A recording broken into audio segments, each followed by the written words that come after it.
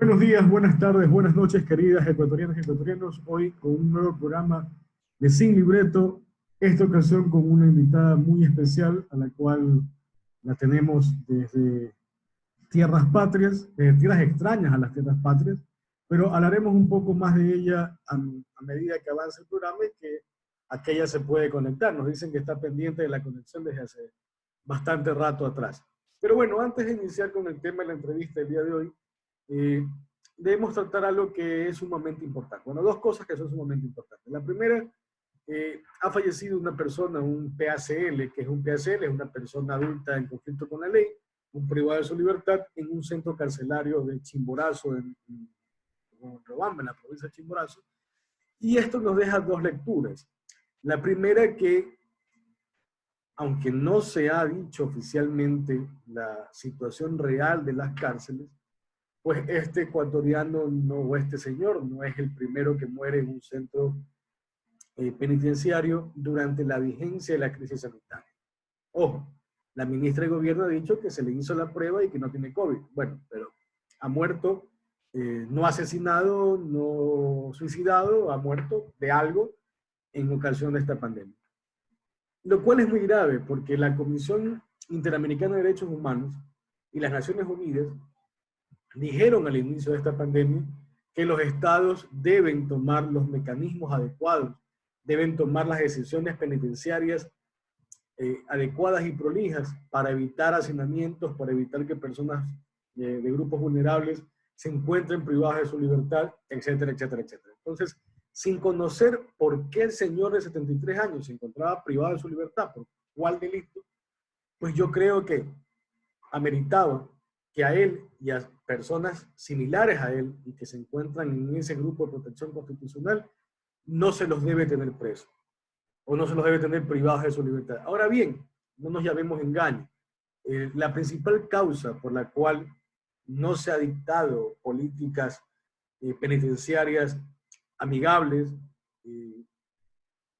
justas, que vayan en coherencia con las disposiciones interamericanas y las disposiciones de naciones o de posturas supranacionales, se debe claramente al miedo que tienen de que Jorge Glass recupere la libertad. Entonces, si permiten que estas personas salgan en libertad, pues evidentemente le abren la puerta para que Jorge Glass recupere la libertad, y esto es lo que el gobierno no quiere. Bueno, ha hecho ingreso a nuestra sesión del programa de hoy Sin Libreto la ingeniera Sofía Espín, ex asambleísta de nuestro país, exiliada política en México por el gobierno de Lenín Moreno Garcés, perseguida política además, a quien agradecemos inmensamente la deferencia que ha tenido con nosotros en conectarse un rato. Creo que en México ahora son creo que las 6, 7 de la noche. Gracias, Sofía, bienvenida a un programa de Sin Libreto. ¿Cómo estás? ¿Qué tal? Muchas gracias, Pedro. Gracias por invitarme. A las órdenes. Para mí es un gusto siempre estar en contacto con el Ecuador y qué más que con Manabí, mandarles un fuerte abrazo de solidaridad por todo lo que han vivido, por lo que están viviendo y por lo que vamos a seguir viviendo. Entonces, desde acá, cuando pasó todo esto de la pandemia, realmente estuvimos muy preocupados, estuvimos muy pendientes de todo lo que pasaba, pero bueno, en Guayaquil está ya bajando un poco la curva, ¿verdad? Pero en cambio en otras provincias está comenzando a subir. Entonces, les pedimos que se cuiden mucho. Y un abrazo y gracias por la entrevista, Pedro. Gracias, Sofía. El programa sale desde Guayaquil. Yo soy yaguachense y tengo raíces manabas, desde luego, con mucho cariño y mucho orgullo, una tierra maravillosa y guerrera. Poníamos al inicio del programa, Sofía, para ponerte un poco en contexto con lo que hablábamos. Como sabrás, las Naciones Unidas y la Comisión Interamericana de Derechos Humanos dictó resoluciones al inicio de la pandemia pidiéndole a los estados partes, entre esos Ecuador, que se regule la situación penitenciaria para evitar que personas que se incluyen en grupos vulnerables, personas de tercera edad, enfermos con enfermedades catastróficas, etcétera, puedan padecer de algún tipo de hacinamiento, puedan padecer algún tipo de afección en este asunto. Hoy murió un señor de 73 años en la cárcel de Riobamba. Un saludo a Fabiana Vega, quien se ha conectado un gran amigo y quien nos sirvió de canal para poder tener aquí hoy Sofía. Entonces, hoy la ministra de Gobierno ha dicho que este señor no se murió por COVID, sino que murió por otras causas, que no las ha explicado tampoco. Pero el meollo del tema estriba en que si el gobierno o si el Estado ecuatoriano no ha tomado las medidas necesarias para evitar los hacinamientos y para evitar que personas de grupos vulnerables se encuentren privadas de su libertad, en gran medida es por el temor de que Jorge Glass recupere la libertad. Jorge Glass, otro perseguido político de este gobierno, quien más temprano que tarde deberá recuperar la libertad. Poniendo en contexto la situación, querida Sofía, ¿cómo son tus días en México? ¿Cómo es estar lejos de la patria sabiendo que no se huyó por actos de corrupción, sino se huyó por defender los ideales y escapando a un gobierno tirano y dictador? Pedro, bueno, me has tocado dos temas que son temas importantes que mencionar. El primero es lo de la petición de la alta comisionada de los derechos humanos, la señora Michelle Bachelet, que le pide a todos los gobiernos que por favor disminuyan el hacinamiento de las cárceles. Eso es importante. El problema es que nuestras cárceles tienen hacinamiento. Entonces hay una sobrepoblación carcelaria que hace que el estar en conjunto los unos con los otros haya una gran cantidad de contagios. Eso ha pasado ya en otras cárceles y puede comenzar a pasar. Se habla de 10 fallecidos en lo que va de la pandemia en las cárceles del Ecuador y hoy día tú nos estás narrando otro fallecido que dicen que no es COVID. Entonces ese es el problema, no es una compasión a los presos, es un tema de salud pública. Hay hacinamiento en cárceles y no es justo, no es tampoco fácil mantener la distancia entre ellos. Entonces no está bien que condenemos a un preso, a una persona privada de la libertad, a la muerte. Porque el COVID, como lo sabemos, es una enfermedad que para ciertas personas es mortal. Ya hemos visto en el Ecuador 14.000 personas fallecidas por COVID solo en Guayas, solo en Guayas. Los números reales, porque los del gobierno, pues sabemos que no son números, no a todo el mundo se le pudo hacer la prueba, entonces son números oficiales no reales, digamos, penosamente tenemos que hablar de eso. Entonces, los presos no tienen acceso oportuno a medicinas, esa es la realidad. Entonces, sentimos que lo que tú has dicho es lo que está pasando. Por no beneficiar a Jorge Glass, que tiene una enfermedad degenerativa y que debería haberse beneficiado de esta solicitud de la señora Bachelet, no se libera a nadie. El gobierno nacional hace pocos días dijo que sí se había liberado a presos, presos supuestamente por la petición de Bachelet, pero averiguando un poco más, no es así, Pedro. En realidad los que han salido son los que ya iban a salir, porque tenían su proceso ya de que ya tenían que salir porque se habían disminuido la pena, ¿verdad? Pero ya tenían que salir. Ningún preso ha salido por la petición de las Naciones Unidas. Y eso es muy grave. Quiere decir que una petición de un organismo supranacional, ¿no?, que además está pidiendo que se actúe apegado a derechos humanos, no se lo está atendiendo. Y yo creo que eso es algo muy grave lo que está ocurriendo. No es justo para ningún preso. La gente se asusta porque la gente dice, es que van a salir los violadores. No, son para los presos de baja peligrosidad. No van a salir los violadores, no van a salir los narcotraficantes. Deberían salir presos políticos, personas que están enfermas, personas que ya van a cumplir, están cerca de un año de cumplir ya su máxima condena o con la rebaja de la pena. Son esos los que deberían salir e incluso pueden ir a sus casas a continuar haciendo, digamos, manteniendo su prisión, ¿verdad? Además ahora hay medidas sustitutivas, el famoso grillete. Entonces, pero nada de esto se ha hecho, Pedro. Y yo coincido contigo y es una pena que por odio a un movimiento político y a una persona, por una venganza, no se quiera tomar acciones con respecto a las personas privadas de la libertad. Repito, la idea es que disminuya el hacinamiento.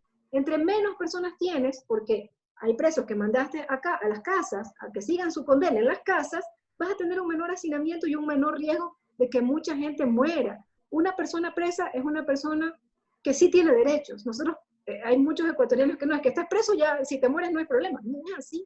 Tienen derechos humanos. Pedro, esa es una pregunta que, bueno, tú lo comentabas, y es importante mencionarlo, ¿no? Que el Ecuador no ha atendido la solicitud de la alta comisionada de derechos humanos, la señora Bachelet. Y esto en algún momento va a saltar, y yo no sé si va a saltar con este caso que narraba el señor de Riobamba. Ese es un tema. El otro tema, bueno, es mi tema, como tú conoces, la fiscal ya hace algunos meses tuvo que dar su dictamen abstentivo, ¿no? Y el juez obviamente acogió el dictamen abstentivo y se retiró la acusación que yo tenía. Entonces, esto para mí, primero es, con claridad, quiere decir que nunca hubo caso, Pedro, nunca hubo un caso en contra mío, se inventaron un caso para perseguirme políticamente. Y si yo hubiera estado en Ecuador, me hubieran cogido presa. ¿Alguien tiene la duda de que si yo estaba en Ecuador me hacían prisión preventiva y me metían a la cárcel? Entonces yo no podía permitir que, digamos, dañen mi imagen, que ya la habían dañado, ¿no? Porque la gente comienza a decirte es por corrupción. ¿Cuál corrupción? Visitar a una persona privada de la libertad 15 minutos es corrupción. Nunca hubo caso. Conversar con una persona privada de la libertad no es delito. Muchos asambleístas van a las cárceles a conversar porque los mismos presos te llaman para que veas tus condiciones, para que conozcan tu caso. Era mi deber como asambleísta, legisladora y fiscalizadora de atender este llamado de esta señora que luego obviamente se inventa una historia, pero se inventa una historia tan traída de los cabellos que dice que yo le he ofrecido asilo a las Naciones Unidas. Las Naciones Unidas no dan asilo, pero eso no le importó a la prensa, no le importó a los asambleístas y se inventaron todo un show y lo repetían los medios de comunicación día y noche como si eso fuera un delito. Primero, no se lo ofrecí y segundo, no es posible, yo no tenía una ascendencia sobre las Naciones Unidas y también que yo le había ofrecido asilo en Bélgica, o sea que yo tengo ascendencia sobre el reino de Bélgica. Eso no tenía ni pie ni cabeza, pero no les importó y lanzaron una persecución en contra de un asambleísta correísta, especialmente los señores que ahora están en el gobierno, ¿no? Los señores Ruptura, el señor Paul Granda. Recuerden que hasta hicieron una rueda de prensa para ver cómo un asambleísta entraba a una cárcel. Y luego eso en el proceso, Pedro, quedó desmentido porque la Contraloría hizo una investigación y llamó a todos los policías, a los guardias de seguridad de la cárcel, y todos ratificaron que yo había cumplido el protocolo. Pero eso ya no dijo la prensa. Eso ya no contó la prensa a todo el Ecuador. Que es imposible entrar a una cárcel sin cumplir protocolos, sin que te tomen la cédula, sin que te pongan un sello, es imposible. Pero lo repitieron y el señor Paul Granda hasta hizo una rueda de prensa. Recuerden que yo había entrado de manera irregular. Pero por último, entrar a una cárcel, que ya, como te cuento, eso ya se vio en el proceso de juzgamiento, que luego pues ha quedado desvanecido, he quedado declarada como una persona inocente, salió con claridad que todos los guardias de seguridad y policías dijeron que se había cumplido los protocolos, pero ellos repitieron que se había entrado de manera irregular y lo sacaron día y noche en televisión como si fuera delito. Es decir, algo que no es delito, le quisieron hacer creer a la población ecuatoriana que era delito. A ese show mediático expusieron a una persona, a una ciudadana votada por el pueblo. Yo fui asambleísta por Guayas, por el Distrito 1, por nuestra gente más pobre de Guayaquil. Vulneraron mis derechos y vulneraron los derechos de esos ciudadanos que nos otorgaron su representación. Y eso no es legal, no es justo, no es democrático, es incorrecto, es antiético, Pedro. Apreciada Sofía, disculpa la interrupción, pero es que el guión es totalmente claro. A ver, como tú dices, no eres o no eras un asambleísta cualquiera, eras un asambleísta de Guayas con una votación importante, pero sobre todo eras una asambleísta correísta, por lo cual eras incómoda en la asamblea. Además de aquello, similar a lo que han hecho con Jofre Poma, que lo han sacado de su condición de asambleísta, pese a que él todavía goza de la presunción de inocencia, más allá de haberse sometido a un procedimiento abreviado. Todo esto formaba parte de un guión del malhadado caso Balta, donde la prensa hizo un despliegue de cámaras, un despliegue de noticieros para tratar de posicionar en la imagen de los ecuatorianos que el Estado ecuatoriano, bajo el gobierno de la Revolución Ciudadana, había intentado secuestrar a Balta. Como no le sirvió, como no le funcionó el sainete, fueron luego por el caso Bochornos. Ahora, después de 3 años, intentan posicionar de que Moreno es correísta, lo cual yo creo que absolutamente nadie le cree. Días atrás tuve la oportunidad de participar de un seminario sobre necropolítica, en el cual viste una charla que me llamó mucho la atención y que me interesó volver a escuchar, por eso la invitación. Entonces, desde tu punto de vista, No tendrás los 5 minutos que tenías en ese seminario, tendrás un poquito más, pero desde tu punto de vista, ¿qué le espera al Ecuador si seguimos en las manos de Ruptura, de Moreno, de Nebot, de Otto, de Lazo, de toda la componenda que ha venido gobernando hasta el día de hoy? Pedro, has tocado varios temas. Bueno, el tema es, justo recuerdo este conversatorio que tuvimos sobre la necropolítica, que se la ve, yo creo que en un primer momento, se lo ve cuando el gobierno nacional dejan que 3 periodistas ecuatorianos, incluso de un medio que fue opositor a nuestro gobierno, El Comercio, fallezcan. Le dice al Ecuador que está haciendo todo por salvarlos, pero cuando ya se comienza a conocer en detalle qué fue lo que pasó, sabemos que en realidad el Estado ecuatoriano, el gobierno nacional, no hizo lo suficiente o hizo muy poco por intentar salvarlos. Inclusive luego se filtró por un medio de comunicación, La Posta, un audio donde el presidente dice: el honor del Ecuador está por encima de la vida de estas personas. Entonces tú comienzas a darte cuenta de cómo piensa el presidente de la República y cómo piensa el gobierno nacional. Entonces tú hablas de que efectivamente en la gestión del gobierno nacional se usa la necropolítica. No me importa quién muere y cuántos tengan que morir. Otro ejemplo claro es, por ejemplo, en el levantamiento de octubre. En el levantamiento de octubre se dijo que los 11 fallecidos habían sido por accidentes de tránsito, que porque habían salido corriendo y habían muerto, y que no había pasado nada. Y el pueblo ecuatoriano sabe que fallecieron en confrontaciones o por un abuso de poder de la Policía Nacional, básicamente. Hay un caso que fue el de Cuenca, que fue atropellado efectivamente, pero todos los otros casos fueron por un abuso de poder, porque hubieron gases lacrimógenos que se lanzaron abusivamente, y niños que se han ahogado. Entonces, eso además fue transmitido a nivel mundial, ¿no? Y son las grandes cadenas internacionales las que hacen conocer el gran levantamiento que en ese momento ocurría. Pero cuando tú ves a una ministra que niega los hechos repetidamente y que dice que murieron por accidentes de tránsito, tú dices que están aplicando la necropolítica. Entonces, ahora lo hemos visto también en el caso de la pandemia, ¿no? Comenzar a negar consecutivamente los números reales de los fallecidos, en particular en Guayaquil, porque fue el epicentro de la pandemia en el Ecuador. Te das cuenta que eso es lo que vives, que viven ellos tapados y que no les importa además, no les importa que no haya mascarillas, que haya los equipos de bioseguridad para los médicos, para las enfermeras, para los camilleros, que no les importa que haya medicina suficiente. Yo recuerdo los videos en donde se peleaban entre un doctor de una clínica y pacientes por llevarse la poca medicina que había, en vez de que el Estado ecuatoriano se haya abastecido oportunamente de esa medicina. Todo eso es grave. Y eso es necropolítica, o sea, la política de la muerte, la gestión de un gobierno que no le importa que sus ciudadanos mueran.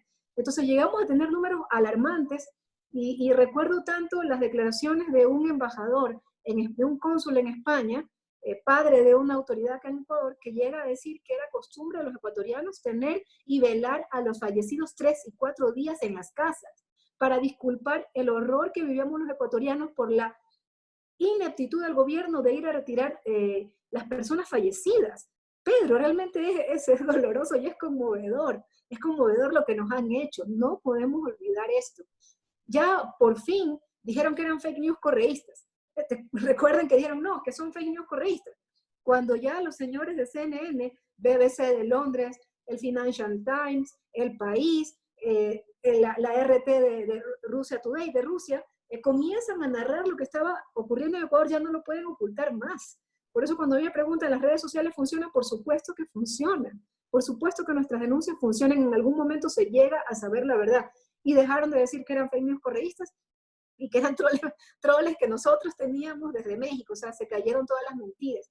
Un matemático de Guayaquil, el matemático Illingworth, que creo que todos lo conocemos, lanza unas cifras y dicen, miren, los números no cuadran. Aquí he pedido cuántas personas han enterrado en los cementerios de Guayaquil y los números son alarmantes. Ahí en ese momento llegábamos a 10.000.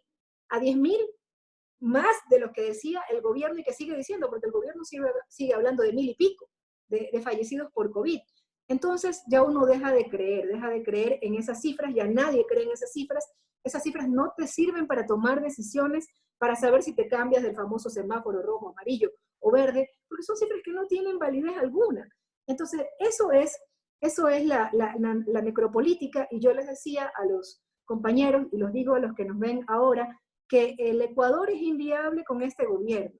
Con este gobierno solo nos esperan más fallecidos, más hambre. Miren que no, ni siquiera pudieron comprar kits para alimentar a la población. Te piden que te queden un mes en la casa, pero no sabemos que hay muchísima gente que depende del día a día. Y peor Guayaquil, que había sido gravemente afectada por el desempleo y que había subido el empleo formal. Y Guayaquil es una ciudad que vive mucho del autocomercio, ¿no? De la gente que sale y vende las cosas. Y no les llevaron comida. No, yo aquí te quiero contar una historia. Yo nací en Babahoyo y yo recuerdo las grandes inundaciones en Babahoyo. Recuerdo cuando era gobierno el señor Febres Cordero, quien tú sabes que nosotros pues no coincidimos con su línea ideológica. Yo recuerdo que ellos llevaban camiones de comida en las grandes inundaciones para la población. No, ni siquiera eso es un modelo neoliberal, sino ya es una pequeñez de alma. Es no importarte el pueblo, Pedro. Es que no te dé pena la madre, el padre que no tiene cómo alimentarse. Y entonces, ¿qué ocurre? La gente salía a vender, salía con su mascarilla maltrecha, insegura, cuando teníamos que haber repartido miles de mascarillas. Y en medio de esto, de esta pandemia, te enteras que en vez de solventar los gastos para la crisis sanitaria, el ministro decide pagar deuda externa, decide pagar los bonos 2020, que en un inicio dijo que solo se había pagado capital, se hablaba de 346 millones de dólares, luego se supo que sí había pagado intereses, y ahora no, y ahora resulta que no son 340 millones de dólares, sino se habla de 791 millones de dólares, y él no responde. Entonces tú te imaginas, cuando tú eres padre de familia, tienes a tu madre enferma, tienes a tu padre enfermo, tienes a tus hijos enfermos, y tú vas a pagar la deuda de tu ropa, o vas a pagar alguna otra deuda. O sea, con este gobierno, Ecuador es inviable, Pedro. Y hay que pedirle constantemente y en cada tuit que pongamos, señor Moreno, dé un paso al costado. Dé un paso al costado, por favor, deje de hacerle daño al Ecuador. Con este gobierno solo nos espera más hambre y más dolor para los ecuatorianos. El problema, querida Sofía, es que tenemos una dura situación o un duro norte. Escoger entre que Moreno siga gobernando junto a Ruptura y otra suerte de políticos, entre esos los Bucarán, a que dé un paso al costado de Moreno, que es la salida constitucional más viable, y asuma otro. Entonces, el vicepresidente Sonnenholzner ha demostrado tampoco saber cómo manejar la crisis. Recordemos que en tono de burla, en enero decía, me voy a China a abrir lazos comerciales y si me enfermo pues recuérdenme cómo muero. Entonces, la gente que está alrededor del vicepresidente Sonnenholzner son otros tantos como Duarte, que permitió jugar un partido de fútbol, que desencadenó la pandemia en Guayaquil, quien tuiteó que el peor enemigo era el miedo.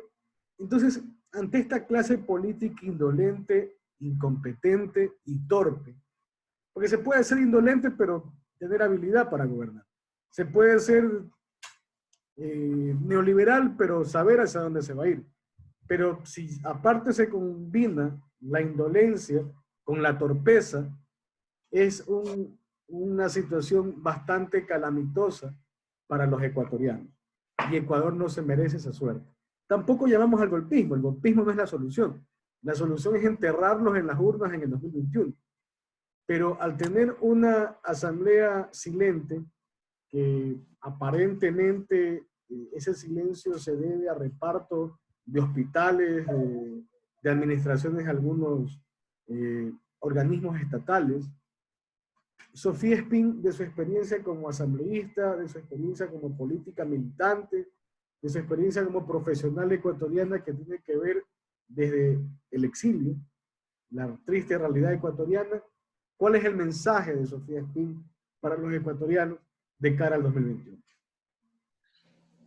Pedro, bueno, me tocas varios temas, ¿no? Antes me olvidé de mencionar lo que tú decías. ¿Por qué le hacen esto a un asambleísta de la Revolución Ciudadana, por qué tanto odio, por qué todo este linchamiento, la sacaron de la asamblea, digamos, hasta le dieron 2 sanciones, una sanción destituyéndola y otra sanción que fue el juicio penal, el proceso penal. Eso se conoce como lawfare, y nosotros lo hemos comenzado a denunciar, y no ocurrió solo en Ecuador, sino que ocurrió en toda América Latina. ¿Por qué? Porque a los grandes poderes hegemónicos les molesta que esa corriente progresista de nuestros gobiernos sean los que el pueblo vote. Les molesta que nosotros tengamos una gran adhesión popular. Entonces quieren de diversas maneras tomarse el poder. Entonces ocurrió con Lula cuando lo metieron preso para que no sea candidato, ocurrió con Cristina todo el periodo de Macri, ahora ocurre con Evo, y así, ¿no? Es el lawfare. ¿Y qué es el lawfare? Esta guerra judicial con la búsqueda de eliminarte, de meterte a la cárcel para que la gente no pueda votar, pero además te adverse, pero además ya no te quiera, ¿no? Porque te dañan tu imagen. Eres un corrupto ahora, que es lo que de alguna manera le hicieron a Jorge Glass, a pesar de que en su proceso jamás pudieron encontrarle $1. Lo han buscado por todos lados y no le han podido encontrar $1 mal habido. No le han podido encontrar un bien mal habido a él, a su familia. Entonces, eso le hicieron a Jorge Glass. Entonces, cogieron, le inventan un famoso delator, en este caso, en el primer caso de Jorge fue el señor de Odebrecht, el señor José Concienciado Santos. Él dijo, sí, yo di dinero al tío de Jorge, ¿ya? Pero pruebe, ¿dónde está el dinero? No pudo probar, ¿no? Y si él era culpable, ¿por qué él no está en el proceso judicial en Ecuador?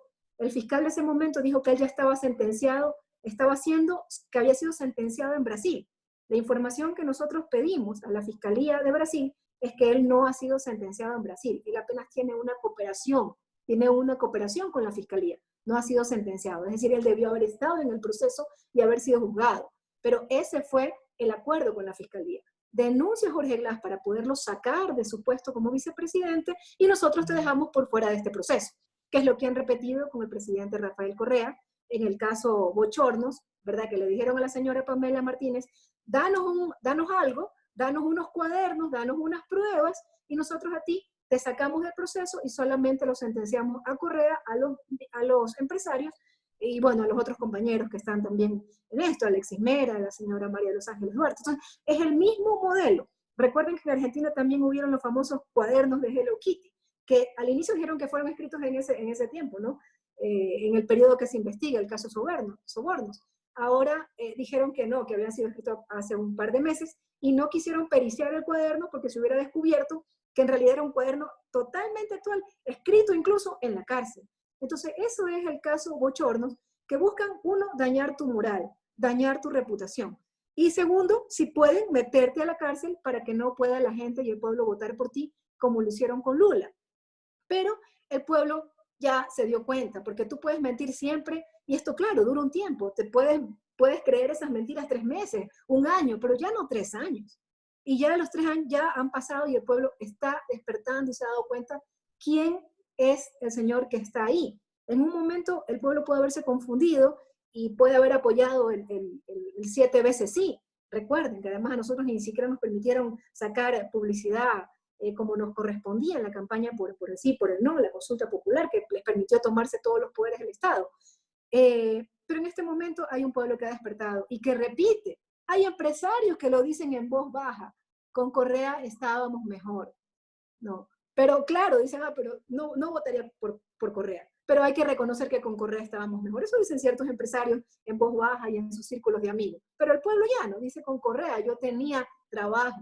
Con Correa tenía cómo llevármelo a pasear a mi familia. Con Correa tenía salud, tenía educación.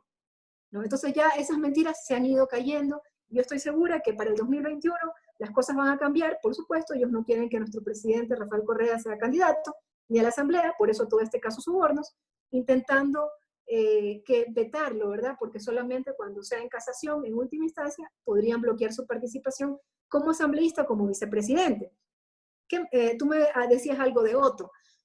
En este momento, yo pienso que el señor Otto, que también es otro señor que hay que cuestionar, porque él se dedicó en medio de la pandemia a hacer una campaña política, a subir su imagen, que no es una cosa correcta, que no es una cosa ética. No es justo que en medio del dolor tú estés queriéndote tomar la foto para hacerte una campaña previa presidencial.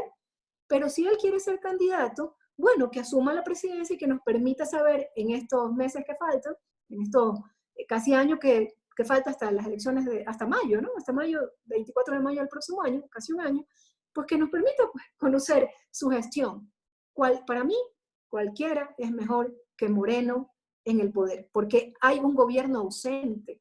Ese es el grave problema. No hay gobierno y la muerte, el dolor, el hambre del pueblo, el dejar sin trabajo a tanta gente. Hoy día escuchaba una cifra de los señores del FUT que hablan de 100.000 despedidos.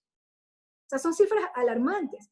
Al señor que está sentado en la presidencia de la República no le importa que te quedes sin trabajo, no le importa que tengas comida o no. Entonces yo creo que muestre el señor Otto y ojalá que la Asamblea reflexione. Yo creo que la presión ciudadana puede lograr algo. Inclusive ya hasta hay periodistas de oposición que han comenzado a decir, mejor señor, váyase, porque no es posible que su ministro siga pensando en pagar deuda mientras nuestro pueblo está sufriendo. Y aquí es importante lo que tú decías sobre el señor Otto, que él dijo pues que se iba a China y que no importa si se enfermaba de coronavirus. Te da la idea de lo poco que se prepararon para la pandemia. O sea, no tenían idea, a pesar de que la OMS alertó con tiempo. El 29 de enero, la OMS ya lanza una alerta internacional, ¿no? De emergencia internacional para todos los países del mundo sobre la pandemia del coronavirus. El 29 de enero. Incluso antes de eso, nosotros ya tuvimos un caso sospechoso, el famoso ciudadano chino. ¿Y qué pensaron los gobernantes? Está bien que el pueblo llano no se preocupe, porque el pueblo llano no tiene toda la información, pero si ya la OMS le manda una alerta al Ministerio de Salud, el Ministerio de Salud tenía que haber comenzado a decir, señores, esto va a llegar. Tú me preguntabas cómo están las cosas acá en México.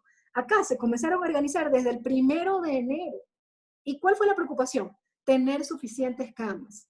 Aquí todos los días te informan la ocupación de las camas en cada una de las gobernaciones, que serían nuestras prefecturas, en todo México. Te dicen cuántas camas tengo disponibles para pacientes que solamente necesitan respiradores y para los que necesitan ya el entubado. Todos los días te dicen, miren, estamos así, estamos en el 50%, en el 60%, en el 70%, por favor, cuídense, no salgan de casa, guarden la distancia, es una enfermedad grave. Todo el tiempo. ¿Y allá qué hicieron? ¿Consiguieron más camas? ¿Consiguieron respiradores? ¿Consiguieron profesionales que sepan intubar? ¿Consiguieron medicinas? No hicieron nada, a pesar de que la OMS sí alertó. No es cierto, Pedro, que fue una bomba que te cayó del aire. No es cierto. Hubo 2 meses para que se preparen y no se prepararon. Ese es el gobierno que tenemos y también autoridades locales que no supieron responder con suficiente agilidad en el caso de Guayaquil en particular. Otras se han movido mucho más rápido y han reaccionado más rápido. No podemos decir nada. El señor Yunda fue uno de los primeros que comenzó a presionar porque pararan las clases, por ejemplo. No podemos ser injustos. En Manabí, el prefecto inmediatamente llamó, incluso recuerden que al inicio ni siquiera querían que se reúnan los COEs. ¿Para qué está el COE entonces? Si no es para reunirse con las autoridades y analizar lo que está pasando en la provincia y lograr que todos mancomunadamente inviertan en la emergencia. No querían que se reúnan los COEs, acuérdate, Pedro. Por suerte, hay prefecturas que sí rápidamente se organizaron para llevar comida, pero esto debe haber sido una cosa institucional. Para eso llamas a emergencia sanitaria, para poder mover recursos de todos lados del Estado para poder invertir en la emergencia sanitaria. Y lo que se le ocurre al señor Moreno, que es la única prohibición que hace la Constitución en una emergencia, en un estado de emergencia, la única prohibición que hace la Constitución es puedes coger dinero de todos lados, menos de educación y salud. Y lo que hace este gobierno es coger dinero de educación y quitarle 100 millones de dólares a la educación superior. Esto es inadmisible y es inconstitucional. Entonces, ese es el gobierno que tenemos. ¿Qué nos depara? El próximo año, yo creo que necesitamos recuperar al Ecuador. Hay 2 modelos aquí. O continuamos con este modelo neoliberal de la mano de Lenín Moreno y de Lasso, porque Lasso es el que está defendiendo este proyecto de ley humanitaria, que humanitaria no tiene nada, ¿no? Y que quiere sacar y que pague la crisis económica a los trabajadores y no los que tienen empresas offshore, Ellos no, ellos que no los toquen, que los trabajadores pongan de su plata y salven la crisis sanitaria y económica en la que nos ha metido este gobierno. Y ese proyecto de ley lo defiende básicamente Lazo. Y tiene el descaro de decir que los morenistas y los correístas somos lo mismo. ¿Quién puede tragarse esa piedra de molino? Entonces continuamos con ese modelo, el modelo de Lazo, Moreno, Nebot, porque todos ellos han sido parte de este gobierno. Y Otto, o volvemos a ser el jaguar latinoamericano, que estaba pensando en el cambio de la matriz productiva, Pedro, o somos el Wuhan latinoamericano, el del peor ejemplo de América Latina en manejar esta crisis, o somos el ejemplo de lo mejor, que sí lo fuimos, las mejores carreteras de América Latina, las escuelas del milenio, fuimos ejemplo, como las hidroeléctricas, como el mundo admiraba que Ecuador estaba construyendo 8 hidroeléctricas al mismo tiempo, cómo admiran que mandamos 20.000 estudiantes a las mejores universidades de todo el mundo. O volvemos a retomar la senda del desarrollo, como ese jaguar latinoamericano que en algún momento nos llamaron, o seguiremos siendo ese Wuhan latinoamericano que es el peor ejemplo en el manejo de la crisis. Ahí están los dos modelos. Es decisión de nuestro pueblo. Yo creo que la gran mayoría está clara en lo que tenemos que hacer. Pero antes hay que presionar para que este señor se vaya a su casa. Hay que presionar. Lo podemos hacer por redes sociales, lo podemos hacer. Y también ya hay universitarios que se están movilizando, lo hemos visto estos días, como ya están saliendo, con seguridad, con mascarilla, con distancia, pero están saliendo a defender sus derechos. Y cuentan, por supuesto, con todo el apoyo de la Revolución Ciudadana y con la de la bancada de la Revolución Ciudadana, ¿no? Bueno, desde nuestras redes sociales hemos hace un mes, mes y medio, lanzado el hashtag salida constitucional ya, porque creemos que lo propio, lo que corresponde es eso. No golpes de Estado que nos sigan sumiendo en una crisis institucionalidad que ya no existe, que ellos se encargaron junto con el Trujillato de desaparecer.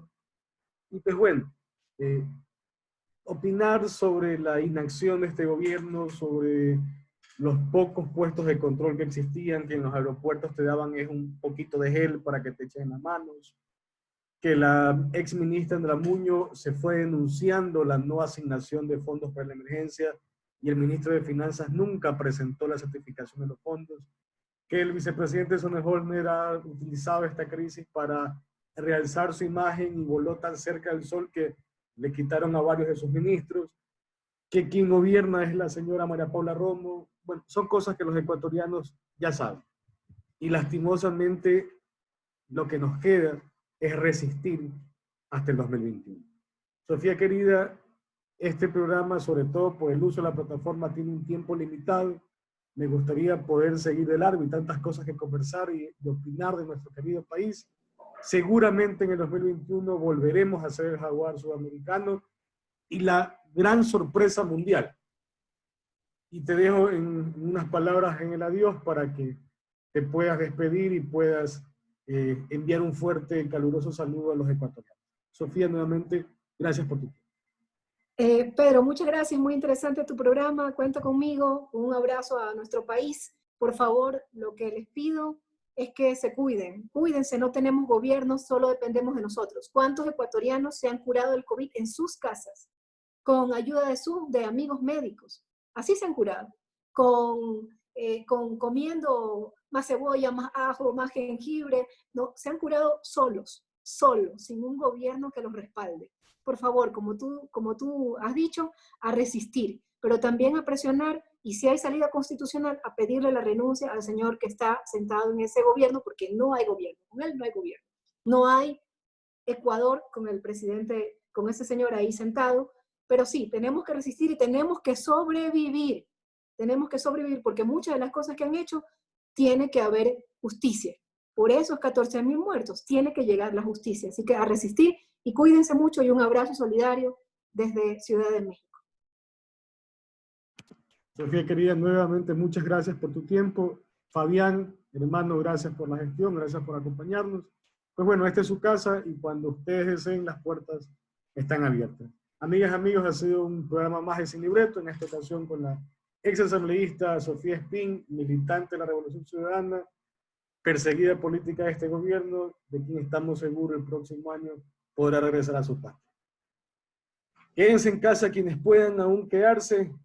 Es necesario que salgamos a trabajar muy pronto. Ojalá la cordura llegue a los gobernantes y pasemos a ese semáforo amarillo que es lo más acorde a la realidad popular que vivimos en las calles de Ecuador. Viviremos y venceremos. Buenas tardes.